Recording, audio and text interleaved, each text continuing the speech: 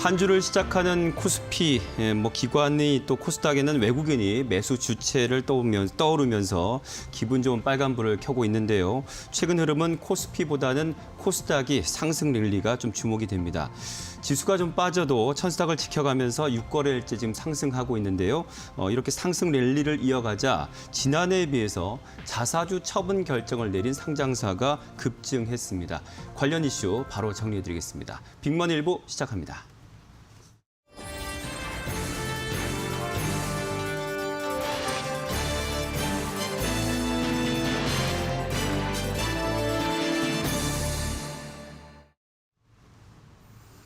네, 코스닥이 오늘까지 6거래일째 상승하고 있고요. 지금 현재 0.89% 상승하면서 1047선에 지금 거래가 되고 있습니다. 이 랠리가 지금 좀처럼 식진 않을 것 같이 보이는데 이러다 보니 또 자사주 처분 결정을 내린 상장사가 급증했다고 합니다. 자세한 소식은 성주원 기자가 준비했습니다. 네, 코스닥이 지난달 17일이죠. 지난달 17일에 재차 1000포인트를 넘어섰고 그 이후에 계속해서 1000포인트를 상회하면서 랠리를 이어가고 있습니다. 지난주에는 연중 최고치를 경신했고 오늘도 역시 상승세를 이어가면서 연중 최고 행진을 계속해서 유지하고 있는 상황입니다. 오늘 코스피 대비해서 코스닥의 상승폭이 더 큰 그런 양상이고요. 네. 이렇게 지수가 랠리를 이어간 기간에 이제 코스닥 상장사들의 자사주 처분 결정이 잇따라 나왔는데 그 6월 17일부터 7월 2일까지 그 기간 중에 코스닥 상장사들의 자사주 처분 건수를 살펴보니까 총 18건의 관련 공시가 나왔습니다. 네. 그런데 그것을 1년 전, 작년 같은 기간과 대비해 보면 작년 같은 기간에는 8건이었거든요. 네. 그러니까 2배 이상 늘어났다 이렇게 볼 수가 있겠습니다. 네, 자 이렇게 늘어난 이유가 있을 텐데요. 좀 들어볼까요? 네, 자사주 처분 결정 공시를 할 때 해당 기업들이 이제 그 처분 목적, 사유 이런 것들을 이제 같이 공시를 하는데요. 네. 해당 기업들이 밝힌 처분 목적을 보면요. 주식 매수 선택권 행사가 6건, 그리고 상여가 6건으로 역시 가장 많은 사유로 집계가 됐습니다. 그 밖에 자금 확보 등의 사유가 그 자사주 처분의 이유로 이제 밝혀졌는데요. 네. 이 주식 매수 선택권 행사라고 하면 쉽게 말해서 스톡 옵션을 뜻하는 겁니다. 그러니까 회사에서 향후에 네. 얼마에 이제 이것을 주식으로 줄 수 있는 그런 권리를 일단 줬는데 네. 그 임직원이 그것을 이제 권리를 행사하게 되는 것이죠. 그러면서 회사가 갖고 있던 그 주식을 이제 네. 임직원한테 그 해당 가격에 이제 넘겨주게 되는 그런 개념이고요. 네. 또 상여 같은 경우는 이제 회사가 이제 상여금을 지급하는데 뭐 주식으로 지급할 수도 있고요. 주식을 지급할 때 그 자사주를 이제 명의 변경해서 이제 계좌로 넘겨줄 수도 있고 아니면 네. 그 자사주를 팔아서 이제 돈 현금화해서 실제 상여금으로 지급할 수 있는 뭐 그런 구조입니다. 그밖에 네. 또 회사가 가지고 있던 자사주를 처분해서 마련된 자금으로 운영 자금으로 쓴다든지 투자 자금으로 쓴다든지 뭐 이런 여러 가지 활용을 할 수가 있겠죠. 네. 그런데 지난해와는 지금 현재의 모습이 좀 정반대라고 보시면 됩니다. 지난해에는 아시다시피 주가가 급락했던 그런 시기였기 때문에 오히려 기업들이 자사주를 매입하는 결정이 상당히 많았습니다. 거의 네. 역대급 그 자사주 매입 결정이 나왔던 해로 네. 기록이 되고 있는데요. 그때 이제 취득했던 자사주의 가치가 아마 1년 정도 지나면서 많이 대부분의 기업들이 주가가 이제 많이 올랐기 때문에 자사주의 가치도 많이 올랐을 것으로 추정이 됩니다. 그렇기 때문에 기업들이 그 이제 가치가 높아진 이 자사주를 다양한 방식으로 좀 활용하려는 그런 움직임으로 보실 수 있겠습니다. 그러니까 지금 좀 전에 말씀하셨지만 자사주를 매입한다는 것은 주가가 이제 저점이라는 신호로 본다는 그런 것도 연결이 되는 거고 지금 자사주 처분이 이슈인데 그렇다면 이제 코스닥이 고점이다라고 또 보는 시각이 있다라는 거겠네요. 네, 네, 그렇습니다. 일반적으로 자사주 매입은 주가가 저평가되어 있다라는 것으로 해석이 될 수가 있겠고요. 자사주 처분은 주가가 고평가되어 있을 수 있다라는 시그널로 볼 수가 있겠습니다. 왜냐하면 앞서서 이제 스톡 옵션을 보유한 사람은 내가 어느 가격에 이것을 주식으로 이제 받을 수가 있는데 그것을 주가가 낮을 때는 굳이 그걸 전환할 필요가 없겠죠. 네. 그게 권리를 행사할 필요가 없는데 주가가 이제 그 내가 행사할 수 있는 가격보다 훨씬 높이 올라갈 경우에는 이제 이것을 주식으로 받아서 팔면 내가 이제 차익이 생기겠구나 그렇죠. 이렇게 네. 생각할 수 있기 때문에 주식 매수 선택권의 행사가 많아질 수 있다는 것이죠. 그리고 상여나 자금 확보 목적의 처분 역시 회사 입장에서는 어쨌든 그 가치가 높아졌을 때 그것을 네. 처분해야 어쨌든 좀 더 효율적으로 자금을 굴릴 수 있는 자사주를 활용할 수 있는 그런 방법이라고 볼 수가 있겠습니다. 그런데 또 이 같은 판단과는 별도로 실제 시장에는 이 자사주 처분 시 결국은 이게 시장에 매물로 나올 가능성이 크기 때문에 네. 가격을 좀 떨어뜨릴 수 있는 그런 결과가 나타나기도 합니다. 스톡 옵션을 주식으로 바꾼 사람은 주식을 매도할 가능성이 크고요. 또 상여를 주기 위해서 자금 확보를 위해서 회사가 자사주를 처분할 경우에는 그 시장에 이제 매물이 나온다는 뜻으로 볼 수가 있겠습니다. 그런데 다만 자사주 처분이 시장에 미치는 영향이 생각보다 크지 않다라는 분석 결과도 있습니다. 네. 대신증권이 올해 1월과 2월 자사주 처분을 발표한 코스피 기업의 주가 성과를 분석한 결과 공시 후에 5거래일까지 평균적으로 주가가 하락한 것은 맞는데 그 하락률이 하락폭이 0.5% 미만으로 상당히 미미했다. 이런 분석 결과가 있었습니다. 네. 그런데 뭐 다 지금 처분한 건 아닌 것 같고요. 그렇죠? 또 일부 또 어떤 상장사들은 자사주 매입을 또 결정을 했습니다. 그런 좀 배경도 또 궁금하고 이게 또 이렇게 또 주주 가치에는 또 그렇게 도움이 되지 않았던 모양이더라고요. 네. 네, 이렇게 자사주 처분 공시가 많이 있었던 것에도 불구하고 또 일부 상장사들은 자사주 매입을 결정하기도 했습니다. 뭐 브랜드엑스 코퍼레이션, 맘스터치, KMH 등 코스닥 상장사 3곳이 자사주 매입을 결정했는데요. 주주가치 제고를 위한 목적이라고 밝혔습니다. 네. 그런데 전문가들은 다만 주주가치 제고를 위해서는 자사주 매입만으로는 조금 부족하다. 물론 자사주 매입 자체가 이 주주들한테 상당히 좋은 긍정적인 시그널, 신호로 받아들여지는 것은 사실입니다. 네. 하지만 그냥 자사주를 매입했다가 보유하고 있다가 결국은 다시 시장에 내어놓게 되면 처분하게 되면 주주 입장에서는 처음엔 좋았다가 나중에 안 좋아지는 조삼모사가 될 수 있는 네. 그런 상황이 될 수 있지 않습니까? 그렇기 때문에 미국 같은 해외처럼 자사주 소각까지 소각을. 이어져야 그렇지. 결국 네. 진정한 의미의 주주가치 제고가 실현될 수 있다라는 지적들이 나오고 있고요. 뭐 자사주 매입으로 주가를 끌어올린 뒤에 그것을 처분하면 어떻게 보면 또 그걸 악용할 수도 있다. 악용할 소지도 있어 보인다. 이렇게 또 해석할 수도 있지 않습니까? 네. 그렇기 때문에 기업들이 이제 주주가치 제고를 요즘에 표방하는 또 그 의지를 강조하는 상장사들, 기업들이 참 많은데 자사주 매입과 함께 또 나중에 추후에 또 소각까지 좀 이어지면 참 좋지 않겠나 싶고요. 또 최근에는 그 네이버의 사례에서 대표적으로 이제 우리가 그 예를 들 수가 있는데 기업 간의 전략적 제휴를 위한 방법으로 또 자사주를 활용하는 그런 사례들이 많았거든요. 자사주를 이렇게 지분을 서로 교환을 하면서 서로 이제 협력을 더 강화하는 그런 사례들이 있기 때문에 그런 차원에서 또 자사주 보유 비율이 높은 그런 기업들, 종목들을 좀 주목하는 것도 나중에 좋은 호재를 만날 가능성이 크다. 뭐 이런 분석들도 나오고 있으니까 투자자 여러분들도 참고하시면 좋을 것 같습니다. 네. 자, 다음은 휘발유 가격 얘기 좀 해볼 작정인데요. 그 국내 휘발유 가격 지금 2년 9개월 만에 리터당 1,600원을 지금 넘어선 상황인데 아시다시피 최근에 국제유가 계속해서 상승하고 있습니다. 물론 지난주 장 마감할 때만 해도 좀 약보합세로 마감을 했지만 관련 이슈들 다음 정리해 보겠습니다.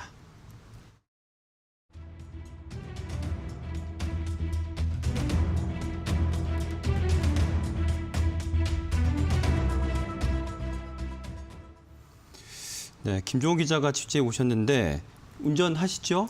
네네. 하고 휘발유 있습니다. 차량인가요?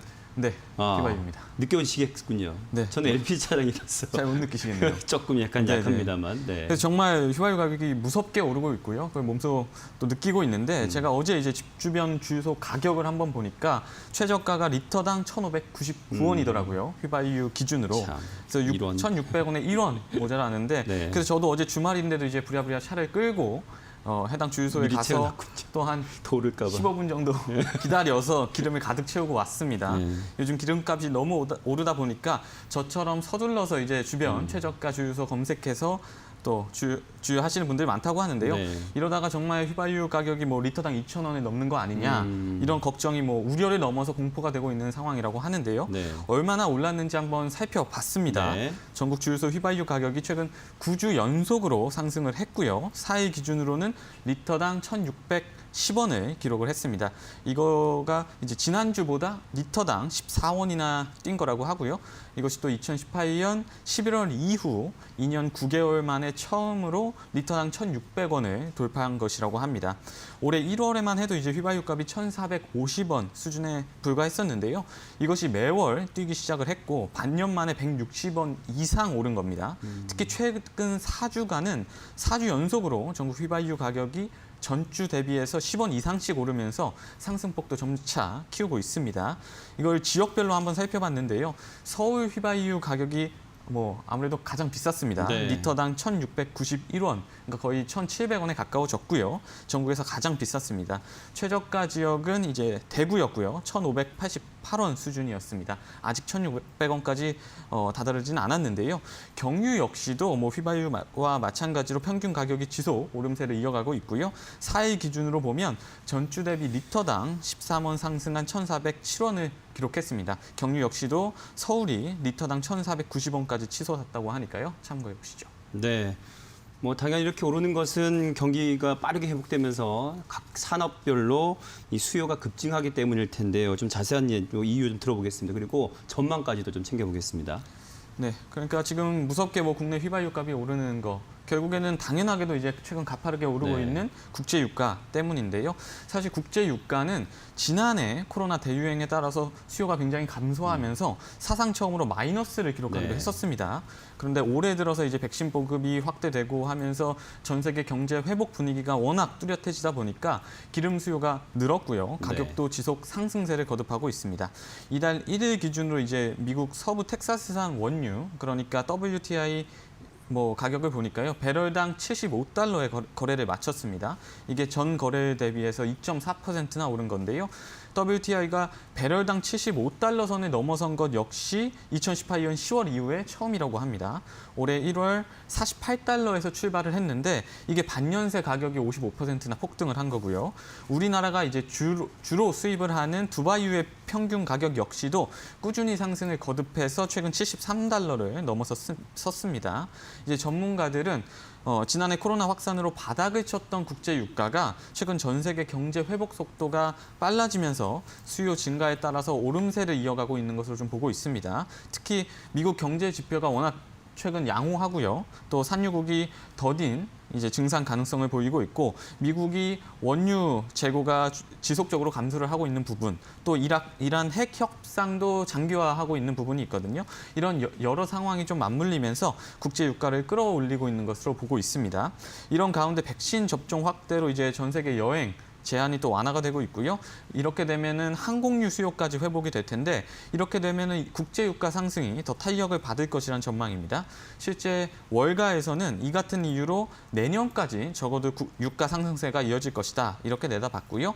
2014년 이후 처음으로 배럴당 100달러 가격까지 복귀할 수 있다는 전망까지 나오고 있습니다. 국제 유가 등락이 이제 우리나라, 그러니까 실제 국내 주유소 판매 가격에 반영되기까지는 이제 뭐 운송 시간 등이 있으니까요. 네. 한 2주에서 3주 정도 걸리거든요. 때문에 현재 지금 가파르게 오르고 있는 국제 유가는 결국에는 소비자가 마주하는 기름값까지 뭐 연결되기까지는 당분간 지속적으로 기름값이 오를 수밖에 없다. 이런 분석이 나오고요. 혹시라도 국제 유가가 배럴당 100달러 이상 넘어가게 된다면 이제 우리나라 휘발유 가격도 2,000원대까지 오를 수 있으니까요. 네.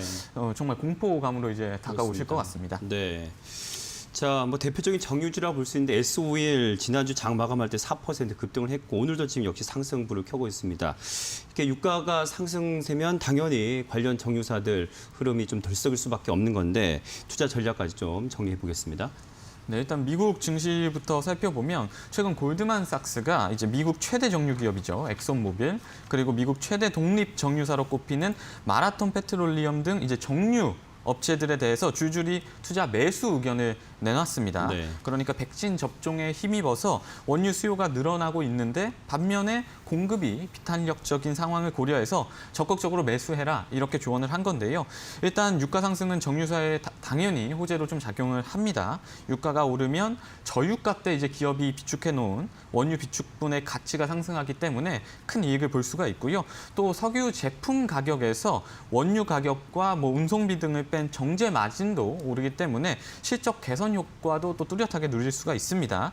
미국에서 정유 기업이 주목을 받는 것처럼 최근 국내에서도 유가 상승에 따라서 뭐 정유 기업들이 주목을 받고 있는데요.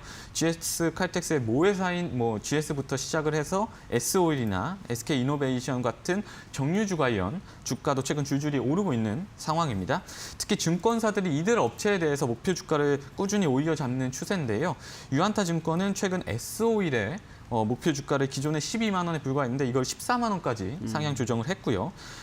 왜 그렇게 상향 조정을 했나 살펴보니까 지난해 영업 손실이 1조 원이 넘었습니다. 하지만 올해는 유가 상승에 따라서 2조 원대의 영업이익을 기대할 수 있겠다. 그러니까 흑자 전환이 기대된다 해서 목표 주가를 올린 것으로 보이고요. SK증권도 GS 칼텍스의 영업 회복이 GS 주가에 긍정적이라고 보고 목표 주가를 6만 원까지 끌어올렸습니다. SK이노베이션의 경우에도 정유 부분만 떼어놓고 보면 2조 원대 적자였는데 1조 원 흑자로 올해 전환할 것이다. 이런 기대감에 예상해서 이제 목표 주가를 35만 원까지 높였으니까요. 당분간 이런 기업들 한번 주목해 보시면 좋을 것 같습니다. 네.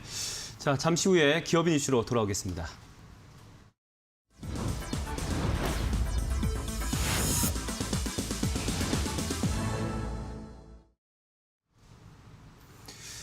현대차, 기아, 쇼티지 이 영향 때문에 2분기 실적은 그닥 그렇게 좋아 보이진 않던데 그래도 상반기 좀 집계를 해보니까 친환경차 판매가 급증했다고 하는군요. 성종 기자. 네. 올해 상반기 판매 실적이 집계가 됐는데요. 이 친환경차 판매 실적만 놓고 보면 현대차가 5만 1,085대, 기아는 4만 3,350대를 상반기에 팔았습니다. 각각 전년 동기 대비하면 35%, 44% 증가했으니까 현대차와 기아 모두 상당히 그래도 친환경차를 작년보다 많이 팔았다라고 네. 이제 해석을 할 수가 있겠고요. 둘을 합치면 현대차와 기아차 올해 상반기에만 우리나라에서 9만 4,400여 대의 친환경차를 판매했습니다. 전년 동기 대비 40% 가까이 증가한 수치입니다. 이처럼 친환경차 판매가 늘어난 것은 역시 그 관련 모델 차종이 많이 추가된 영향이 크다고 볼 수가 있겠습니다. 현대차가 출시한 첫 전용 전기차 아이오닉 5가 바로 올해 출시가 됐죠. 전기차 보조금 소진 속도가 빨라지면서 또 전기차를 사려고 결심했던 소비자들의 또 마음이 급해진 영향도 한몫을 했을 것으로 예상되고요. 게다가 포터와 봉고 같은 전기 트럭, 전기 트럭도 지금 상당히 인기를 계속 있어요. 끌면서 네, 판매 네. 기록을 경신해 나가고 있다고 합니다. 거기다가 이제 앞으로 또 기대가 되는 것은 하반기에 기아가 선보이는 전용 전기차 EV6가 드디어 이제 출고가 되고요. 현대차 같은 경우는 제네시스 G80 전동화 모델이 출시될 예정이어서 전기차 판매는 또 하반기 갈수록 또 더 기대가 되는 그런 상황이라고 볼 수가 있겠습니다. 네. 자, 현대차가 껍데기만 만들어서는 우리 미래의 글로벌 그 자동차를 좀 선도하기는 어렵다 이렇게 판단을 한 모양입니다. 그 차세대 배터리 개발사네요. 솔리드 에너지에 1억 달러 투자 소식이 있네요. 네, 현대차가 최근 리튬 메탈 배터리, 그러니까 차세대 배터리로 꼽히는 배터리 개발사인 솔리드 에너지 시스템과 지분 투자 계약을 맺었다는 소식이 좀 전해졌습니다. 네. 이 업체가 어떤 업체인지 한번 살펴보니까요. 2012년에 미국 MIT 연구소 내 스타트업으로 좀 출발을 했습니다. 지금은 본사는 미국이 아니라 싱가포르에 있고요. 차세대 배터리로 꼽히는 리튬 메탈 배터리 시제품 개발에 이미 성공을 했고 단점들을 많이 보완하면서 지난 3월에는 이제 GM과 공동 연구 계약까지 좀 체결을 했습니다. 네. 리튬 메탈 배터리에 대해 조금 설명을 드리자면 기존에 이제 우리가 사용하던 리튬 이온 배터리보다 에너지 용량이 10배 정도 크다고 해요. 한두 배도 아니고 10배 정도 크고 또 네. 때문에 전기차에 탑재하면 배터리 부피나 무게는 이제 획기적으로 줄이면서도 주행 거리는 한 2배 이상 늘릴 수 있다고 합니다. 그러니까 네. 성장성이 매우 뛰어나다는 평가를 받고 있고요. 이 업체는 현대차가 이제 1억 달러, 그러니까 우리 돈으로 약 1,100억 원 이상을 투자한 것으로 현재까지는 알려졌습니다. 네. 정확하게 구체적으로 금액은 밝히지 않았는데 현대차 관계자 이제 설명을 들어보니까요. 전동화 관련해서 다양한 기업에 현재 투자를 하고 있고 그 물망에 올라서 우리가 투자를 한 것이다. 이렇게 인정을 했습니다. 또 이번 투자도 그 일환에서 이루어졌다고 설명을 했습니다. 네. 지금 각국의 전기차 시장은 배터리 내재화에 서로 이제 속도를 내고 있는데 이런 점에서 아주 반가운 소식이 아닐 수 없다 생각이 듭니다. 시사점도 좀 정리해 주시죠. 네, 최근 글로벌 완성차 업체들이 주목하고 있는 것, 또 최대 과제는 그러니까 미래 이동수단 시장 선점입니다. 네. 결국 전기차나 도심 항공기 뭐 이런 시장 주도권을 좀 가져가기 위한 싸움이 되고 있는데요. 여기서 가장 중요한 것은 이제 가벼우면서도 오래가는 배터리 기술 확보입니다. 이게 약간 건전지 CF 문구 같죠? 가벼우면서도 뭐 오래가는 네. 그렇죠. 근데 똑똑똑똑. 네, 이게 미래에도 비슷하게 갈 것 같습니다. 현재 쓰이는 배터리들이 가진 한계를 뛰어넘는 이런 차세대 배터리 기술을 확보해야 미래에도 살아남을 수 있다. 이런 전략으로 보이는데요. 현대차 역시도 차세대 배터리의 중요성을 뭐 일찌감치 인지를 하고 투자와 육성에 적극적으로 좀 나서고 있습니다. 특히 현대차는 배터리 관련 독립 기술을 확보하는 배터리 내재화 전략을 통해서 경쟁력을 높인다는 방침인데요. 이번 투자 역시도 이런 전략의 일환이라는 분석이 나오고 있습니다. 특히 현대차는 올 초 이제 연구 개발 조직 안에 차세대 배터리 개발을 위한 연구진을 대폭 강화하면서 주목을 받았습니다. 이게 뭐 국내뿐만 아니라 네. 해외에서도 주목을 할 정도였는데요.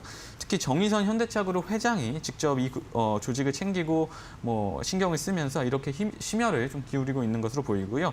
솔리드 에너지 시스템에 대한 이번 대규모 투자 역시도 결국 차세대 배터리 자체 개발 또 제휴를 동시에 전개하겠다는 의미 뭐 이렇게 해석을 하고 있습니다. 업계에서 이렇게 미래 이동 수단의 핵심인 차세대 배터리 기술력을 확보해서 미래 시장을 선도하겠다는 게 현대차의 지금까지 전략이자 구상으로 좀 보입니다. 네. 자, 끝으로 증권가에서는 현대차 기아에 대한 어떤 평가를 하고 있는지 좀 궁금한데 뭐 좀 컨센서스를 높게 좀 보고 있죠. 네. 네, 일단 기본적으로 오늘 나온 증권사 리포트들을 보면 2분기 실적에 대한 기대감이 상당히 크다는 것을 확인할 수가 있었습니다. 신영증권은 현대차에 대해서 시장 기대치를 상회하는 영업이익이 예상된다라고 전망을 했는데요.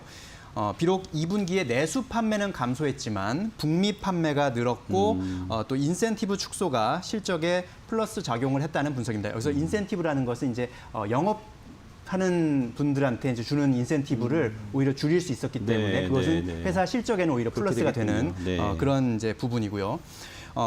물론 상반기에 이제 현대차 같은 경우도 기아도 마찬가지지만 이 반도체 부품 부족 때문에 생산에 어려움을 겪지 않았습니까? 그렇죠. 그렇기 네. 때문에 하반기에 이런 부품 재고 확보 전략을 잘 짜고 마련하는 것이 무엇보다 좀 중요한 그런 상황이고요. 네. 현대차 목표 주가 평균은 31만 4,500원 정도 수준인데요. 네. 최근 3개월간 하향 조정은 한 건도 없었습니다. 그리고 상향 조정이 5월에 2번 있었다는 것 정도 말씀드리고요. 기아 같은 경우는 오늘 리포트가 3개나 나왔습니다. 네. 모두 목표 주가를 상향했다는 것이 또 눈에 띄는 그런 부분인데요. 메리츠 증권은 강한 영업지표 개선이 이어지고 있다면서 또 실적 흐름이 기대 이상이라고 분석을 했습니다. 키움증권은 기아가 2분기 1조 5,800억 원의 영업이익을 기록하면서 시장 컨센서스를 웃돌 것으로 내다봤고요. 신영증권 같은 경우는 역시 기아가 2분기 역대 최대 분기 영업이익이 예상된다라고 전망을 하면서 네. 하반기에도 북미 시장 또 유럽 시장이 관건이 될 것이다라고 코멘트를 했습니다. 기아의 목표 주가 평균은 11만 6천 원인데요.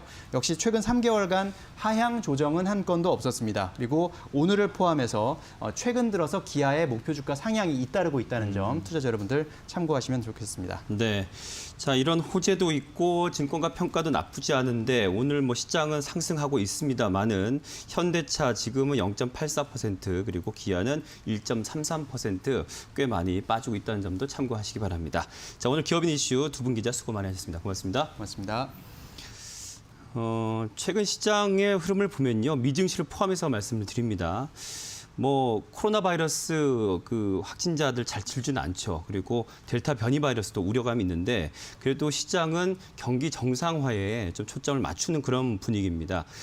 지난주 그 미증시 3대 지수 다 장 상승하면서 마감을 했는데 오늘 지금 코스피 보니까요. 기관의 매수세 좀 강하게 들어오면서 상승 출발해서 지금 현재 0.42% 지금 상승하고 있습니다. 3,295선 현재 거래되고 있는데요. 3,300선까지 좀 기대를 해보고 또 코스닥 같은 경우에도 외국인의 매수세가 강하게 들어오고 있습니다. 그래서 현재까지 0.95% 꽤 많이 상승하고 있습니다. 1,048선에 현재 거래되고 있군요. 좀 더 자세한 수급 상황은 마켓인 이슈에서 전해드리겠습니다. 박혜미 캐스터 큐. 네, 오늘 양시장 빨갛습니다. 수급적으로도 괜찮고요. 시장의 상승 동력이 될 만한 거리들이 상당히 많습니다. 거래소 먼저 확인해 보시죠. 네, 오늘 시가 3,285선에서 들어왔고요. 시가가 저가입니다. 다만 3,300선에 대한 저항을 강하게 받아가고 있는데요. 이 박스권 안에서 제한된 움직임만을 보여주고 있는 코스피라고 할 수 있겠습니다. 현재 0.4% 오르면서 3,294선에서 거래되고 있습니다. 그럼 수급도 보겠습니다. 6개월 만에 돌아온 기관이 오늘장의 히어로라고 할 수 있겠습니다. 기관은 오늘 전기전자 그리고 제조업 중심으로 매수세를 보여주고 있는데요. 외국인의 매도가 조금 아쉽기는 한데 부담스러운 하루는 아닙니다. 현재 기관만 3천억 원에 가까운 매수 우위가 집계되고 있습니다. 그럼 코스닥도 바로 확인해 보시죠.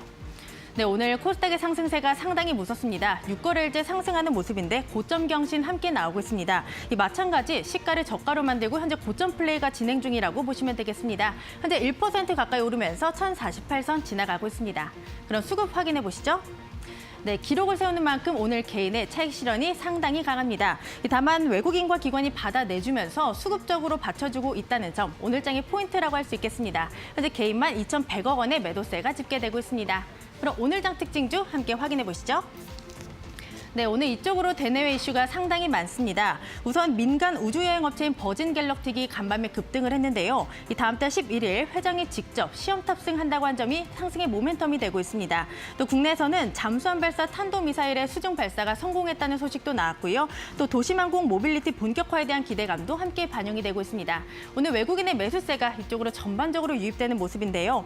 이 한화 에어로스페이스 같은 경우에는 호실적이 계속될 것이라는 리포트가 나왔습니다. 오늘 신고가를 기록하기도 했고요. 외국인과 기관의 매수세가 함께 들어오고 있습니다. 현재 10%의 오름세를 보여주면서 53,300원을 지나가고 있고요.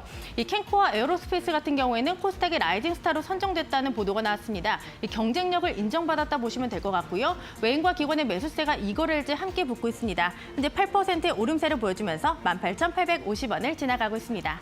그다음 테마 보겠습니다.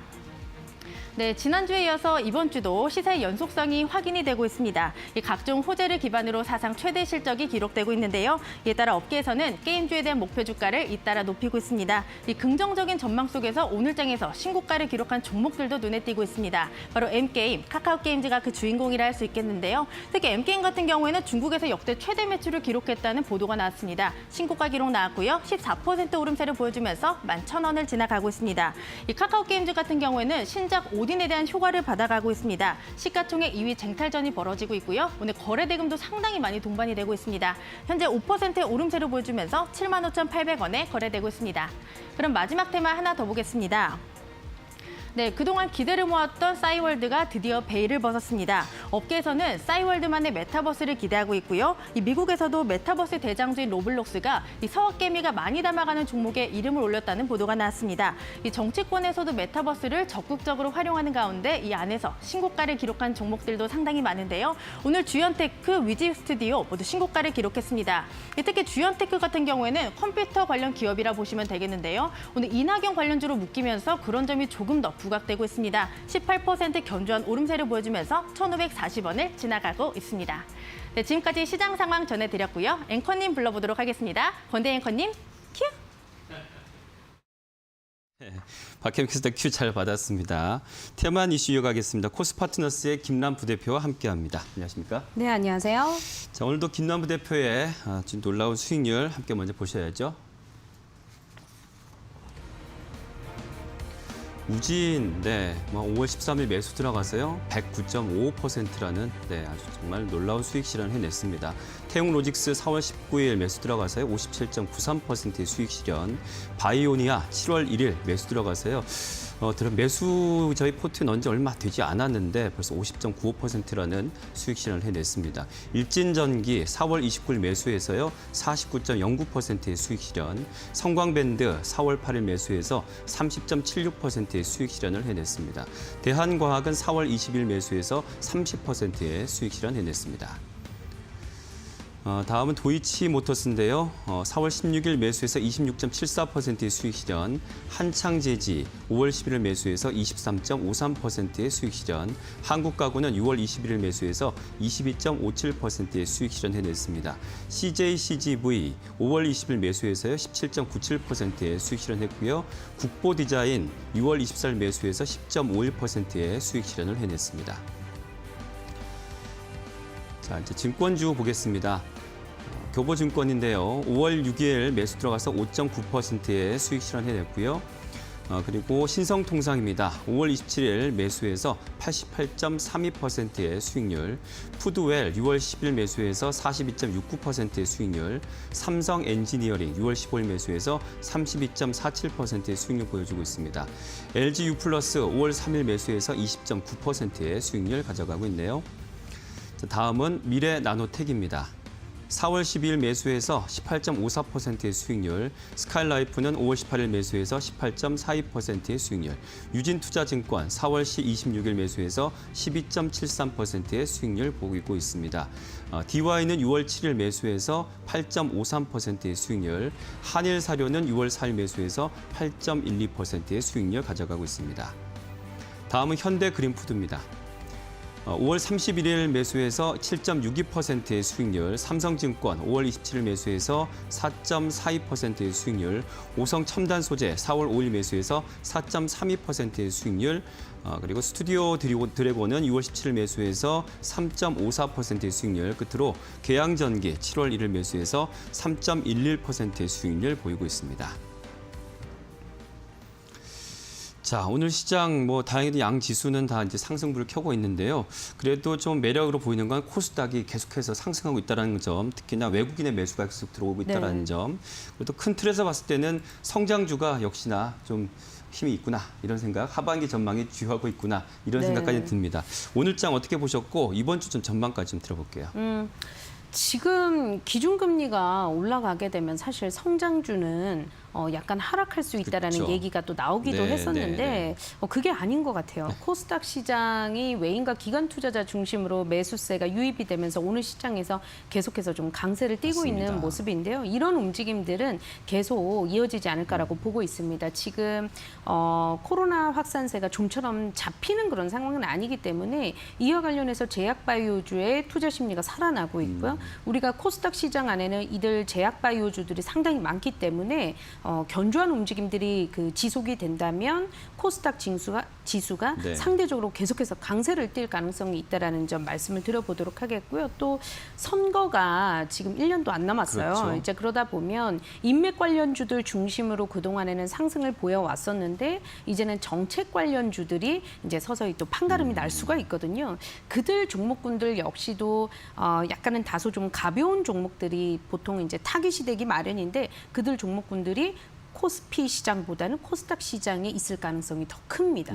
그렇다라는 걸 감안을 해보면 우리가 역대 그동안의 상황들을 과거 사례를 보면 이 대선 테마와 관련한 테마 종목들이 한 차례 쫙 급등을 했다가 또 일정 부분 가서는 또 확 내리는 네. 그런 양상을 보여주고는 있는데 올해 특히나 지난해부터 주린이 동학개미 분들이 이 시장에 참여를 하고 있는 그런 상황에서 선거가 치러지는 상황이다라는 점을 감안을 해보면 네. 올해는 이쪽 관련한 테마군도 굉장히 강세를 보일 수 있기 때문에 역시나 코스닥 시장과 관련한 또 여러 가지 장점이라면 장점, 또 호재라면 호재 이런 수급으로 인해서 올라갈 수 있는 그런 모멘텀들이 상당하다. 이런 점은 좀 말씀을 드리고 싶습니다. 네.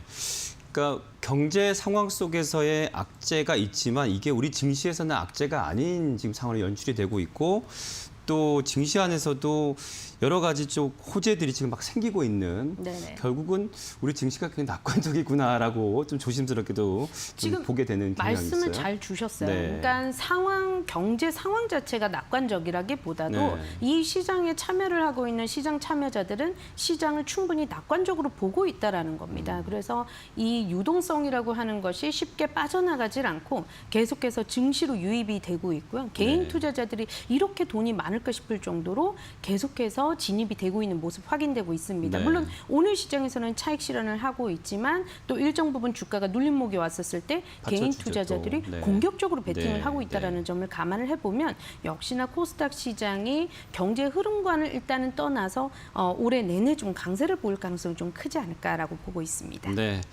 뭐 하여튼 우리 증시 상황 속에서 유동성 들어오는 거 보면요. 돈은 나만 없나 이런 생각이 들 정도로 네 다들 돈이 많으신 것 같아요. 자 그런데 우리 그 포트 안에 있는 종목들 하나하나 좀 얘기를 해보고 싶은데요. 네. 워낙에 뭐 100% 이상 수익 실현이 난 종목들이 있다 보니까 바이오니아 정말 길목을 잘 지킨 것 같아요. 네. 네. 50% 이상 수익 실현했고 또 그렇죠. 오늘도 뭐 상승세 여전히 키고 있는데 오늘 조금 빠지고 있나요? 쉬어가는 분위기도 있고 하네요. 자 한번 들어보겠습니다. 어떤 종목부터 좀 들어볼까요? 네, 말씀 주셨던 것처럼 바이오니아. 바이오니아부터 한번 짚고 가보도록 할게요. 이 종목 같은 경우에 제가 지난주 7월 1일에 와서 소개를 해드렸던 네. 종목 중에 하나가 바이오니아입니다. 오늘도 쉬어가진 않네요. 네, 오늘도 이제 네. 5% 상승 흐름 다른 이어가고 종목과 있지만 착각했어요. 여전히 오르고 있네요. 예. 장중 고점 대비해서는 그 수익 폭을 좀 반납을 하고 있습니다. 네, 그래서 네. 그런 점에서 아마 얘기를 하셨을 거라고 생각이 들고요. 다만 7월 1일이면 언제입니까? 이날 이제 공략을 해서 매수가 체결되고 난 이후에 이렇게 퍼포먼스가 나오고 있어요. 그러니까 제약 바이오주 안에서 실적이 비교적 견조한 가운데 이 종목이 실적이 꽤 나오는 기업이거든요. 그런데 주가가 왜 위 이치에 있었을까라는 점에 이제 착안을 했고요. 결론적으로는 이 분자 진단 관련한 기술이 이제 부각이 되면서 또 이슈가 지난주 있었죠. 금요일 네. 그리고 오늘까지도 시장에서 상승폭이 상당히 두드러지고 있는 상황입니다. 네. 어쨌든 제가 예상했던 사실 그 목표가보다도 훨씬 더 초과 달성이 된 셈이 됐어요. 네. 거기에다가 이 거래일 만에 지금 그 목표 주가에 도달하고도 지금 초과가 맞아요. 달성이 된 네. 상황이기 때문에 동종목은 이익 실현을 제가 해보도록 하겠습니다. 네. 기분 좋게 마감을 좀 좋아요. 해보도록 네, 하고요. 네. 자, 그 다음에 푸드웰도 한번 살펴보도록 할게요. 푸드웰과 제가 착각을 했네요. 푸드웰이 네. 오늘 좀 쉬어가고 있어요. 네, 푸드웰이 오늘 이제 약보합권에서 움직이고 있는데 이 동종목 같은 경우에는 음식료 업종이라서 사실 경기 방어적인 측면에서 포트폴리오에 넣어야 된다라고 말씀을 드렸었고요. 네. 또 길목에서 우리가 기다렸었죠. 그래서 하염없이 시간이 좀 가나라고 생각을 했는데 이렇게 기술적으로 자리가 만들어지다 보니까 사실 주가가 상승할 때는 전혀 다른 이유가 붙어서 올라갔습니다. 네. 이제 그도 그럴 것이 이재명 후보와 관련해서 정책으로 아직 정책을 공식적으로 언급한 적은 없습니다만 그분이 과거에 그 발언을 한 점을 우리가 좀 생각을 해봤을 때 무상급식과 관련한 그런 정책들이 또 나오지 않겠느냐라고 네, 네. 해서 그 안에서 이제 무상급식 관련주로 엮이면서 이런 식으로 올라왔다라는 거죠. 정책적으로 엮였다라는 측면입니다. 물론 공식적인 오피셜한 그런 정책주는 아니긴 합니다만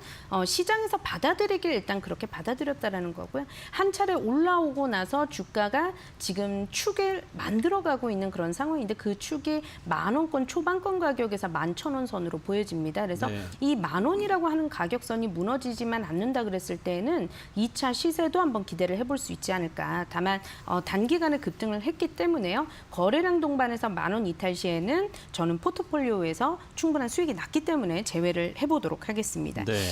자, 세 번째 종목은 한국가구예요. 한국가구. 네, 네. 한국가구 같은 경우에는 주요 이평선을 잘 지지를 받으면서 지금 현재 올라오고 있는 상황이고 오늘까지만 놓고 봤었을 때는 굉장히 그냥 견조한 조정 정도다. 우상향 추세가 꺾이는 그런 움직임은 아니기 때문에 네. 일단 지금 현재로서는 그렇게 보여지긴 하지만요. 다만 동종목이 조금 그 6월 30일 날 큰 폭의 시세가 나오기 이전에 네. 주로 박스권 흐름을 보였었는데 7,000원에서 7,800원 선입니다. 그래서 이 7,000원 선이라고 하는 이 박스권을 완전히 거래량 동반해서 이탈하게 됐었을 경우는 추세가 완전히 바뀌게 되는 셈이기 때문에요. 네. 수익이 꽤 많이 난 상황에서 수익을 좀 보전을 해본다라는 차원에서 저는 익절가를 7,500원까지 한번 올려보도록 할게요. 네. 수익을 좀 지켜보자라는 차원입니다. 네. 마지막으로 국보 디자인까지 한번 살펴보고 가도록 네. 하겠습니다. 오늘 국보 디자인이 사실 거래량이 많은 종목은 아니에요. 그런데 종합 인테리어 관련한 업체로서 올해 그 성수기를 맞이하고 있는 업종군 중에 하나가 인테리어 업체들 그렇죠. 또 가구 업체들입니다. 네. 그래서 앞서서 한국 가구도 좋은 맞아요. 움직임을 보여주기도 했었고 그런데 국보 디자인이 오늘 시장에서 거래량이 없다 보니까 장중에 순간적으로 마이너스 7% 가까운 눌림이 나오기도 했습니다. 네. 이렇게 되면 제가 제시해드렸던 익절가를 이탈하게 되는 셈인데 종가까지 한번 살펴보고 가도록 하겠고요. 네. 종가까지 25,000원 이탈이 없다 그러면 계속해서 동종목은 우상향 추세 노려보고 보유를 해보는 전략. 지금 뭐 실적도 굉장히 잘 나오고 있는 상황에서 업황 전반적으로 성수기라고 하니까 그런 부분들을 잘 한번 보시고 따라오셨으면 좋겠습니다. 네, 뭐 한국 가구 국보 디자인 조금 오늘 좀 최근에 조금 빠지고 있지만 조금 더 지켜보는 것으로 우리 좀 제안을 좀 조언을 하셨습니다. 참고하시기 바랍니다. 자, 오늘 장 뜨거운 테마주 바로 공개하겠습니다.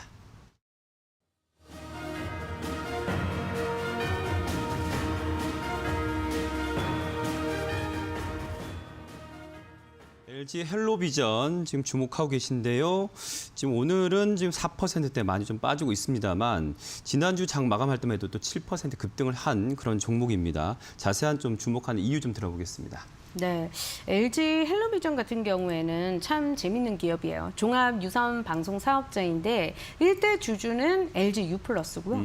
2대 주주가 SK텔레콤입니다. 그래서 SK텔레콤과 무슨 인연이 네. 있을까 싶지만 SK텔레콤이 2대 주주라는 점에 대해서는 또 알고 계셔야 될 것 같고요. 그렇죠. 최근에 이슈를 받고 올라간 대표적인 이유 중에 하나가 LG 헬로비전이 아무래도 LG U+의 합병이 될 것이다라는 소문이 돌았습니다. 그렇죠. 그렇게 된다면 LG 헬로비전 입장에서는 국내 대형 그 통신 3사 안으로 편입이 되게 되는 그렇죠. 셈이다 보니까 네. 주주분들 입장에서는 그러한 부분에 있어서 굉장히 좋다, 좋은 전망에 대해서 많은 분들이 또 기대를 하셨던 것 같아요. 그런데 다만 지금 이런 얘기가 또 나왔어요. LG U+가 이제 가져가지 않을까라고 생각을 했더니 LG U+ 사장님이 그 공식된 자리에서 밝히시기를 LG U+하고 LG 헬로비전하고는 합병에 대해서 사실 내부적으로도 검토를 한 적이 없다라고 밝히면서 완전히 공식적으로 선을 그은 그런 상황이 됐고요.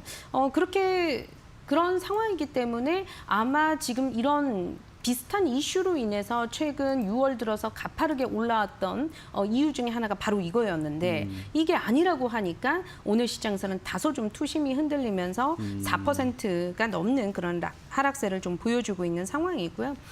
다만 지금 증권가에서도 이런 그 LG U+에서 밝힌 공식적인 입장에 대해서 힘을 보태고 있는 의견을 계속해서 네. 내놓고 있습니다. 왜냐하면 LG 헬로비전이 5월까지만 하더라도 LG U+가 충분히 매수를 지금 1대 주주기도 하지만 네. 인수를 해갈 수 있는 그런 주가 레벨권에서 움직이고 있었다라고 판단이 들었는데 네. 6월에 갑자기 이렇게 올라가고 있는 그런 상황이다 보니까 주가가 굉장히 부담스럽다 이거예요. 이렇게 되면 LG U+가 인수를 하기가 쉽지가 않다라는 다소 좀 힘을 싣는 그런 얘기들이 나오면서 오늘 일단 기술적으로는 완전히 이탈한 상황은 아니기는 한데 지금 환경적으로 대내외 환경적으로 지금 들리고 있는 이슈로만 놓고 봤었을 때는 약간 좀 투심을 어둡게 할 수 있을 만한 그렇군요. 얘기들이 나오고 있다라고 말씀드려야 되겠습니다. 네. 자, LG 헬로비전을 통해서 지역에서 지금 저희 방송 보고 계신 분들 많이 계실 거예요. 근데 사실 스카이라이프도 통신 사업자에서 콘텐츠 회사로 지금 변모해가는 네. 모습을 보이고 있잖아요. 근데 사실 그동안 지역 방송이 보면 좀 자체 콘텐츠가 좀 약했어요. 그렇죠. 네. 그런데 이제 좀 역시 스카이라이프를 좀 따라가나 싶을 정도의 어떤 변화가 좀 지금 포착이 되고 있네요. 지금 지상파나 종편이나 절대 따라갈 수 없다라고 생각을 했어요. 네. 왜냐하면 아무래도 제작비가 한정적이다 그렇죠. 보니까 네. 정상급 연예인들을 섭외하기가 너무나 없죠. 힘들었었거든요. 한계가 있어요. 네. 네. 그런데 강철 부대 한번 보십시오. 맞아요. 스칼라이프에서 제작을 했잖아요. 네네. 전혀 그거를 불식시키는 제작을 보여준 바 있고요. 맞습니다. LG 헬로비전 같은 경우에도 연간 400억으로 제작비를 늘리게 된 셈이 됐어요. 콘텐츠 투자 금액을 이렇게 되면 정상급 연예인 섭외가 가능하고 실질적으로 캐스팅 보드를 지금 만들고 있는 그런 이제 상황이기 때문에 네. 앞으로 콘텐츠 시장에서 LG 헬로비전의 두각은 중장기적으로 놓고 봤었을 때는 긍정적이라고 할 수는 있고요. 다만 단기적으로 이 합병과 관련해서 접근을 해보셨던 분들이라고 한다면 다소 소강 상태는 일단은 지금 피하기는 조금 힘든 상황이기 네. 때문에 그에 따른 리스크 관리는 꼭 하셔야 된다고 말씀드리고 싶습니다. 네. 자, 계속해서 앞으로 뜨거워질 테마주를 공개하겠습니다.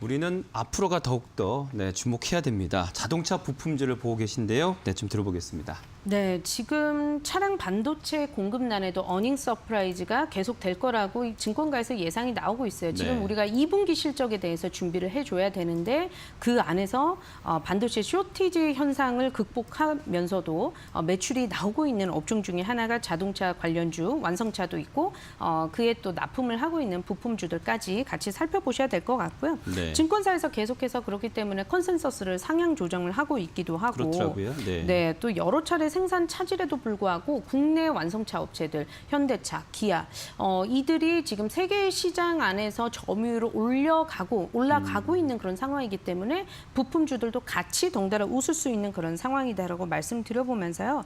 지금 재고 같은 경우에도 재축적을 할 수가 있어요. 그렇다고 지금 그러더라고요. 네, 네. 차량이 손쉽게 지금 빨리빨리 생산을 할 수 있는 그런 상황 아니기 때문에 빨리 그 재고를 쌓아두려고 하는 재축적 수요로 인해서 한국 공장의 가동률도 회복이 될 것이다. 이런 평가가 나오고 있습니다. 맞습니다. 최근 흐름도 좀 살펴볼까요? 네, 지금 사실 자동차 관련주들 보면 현대차를 필두로 해서 올해 연초에 급하게 상승을 했었어요. 이때는 애플과 협업 이슈가 또 나오기도 했었었고 현대차가 이렇게 오를 수 있을까 싶을 정도로 단기간에 급등을 했더니 네. 관련주들 전반적으로 같이 급등을 하면서 이 급등에 따른 피로감으로 인해서 뭐 가격 조정도 있었었고 또 어마어마한 기간 조정도 있었던 그런 상황입니다. 다만 이제 최근 들어서서는 그러한 기간 조정을 마무리하고 상승 추세를 돌리려고 하는 움직임들이 나오고 있고요. 네. 부품주들 안에서는 지금 돌아가면서 순환매 급등이 나오고 있어요. 네. 그래서 대표적으로는 이 화신이란 종목 같은 경우에도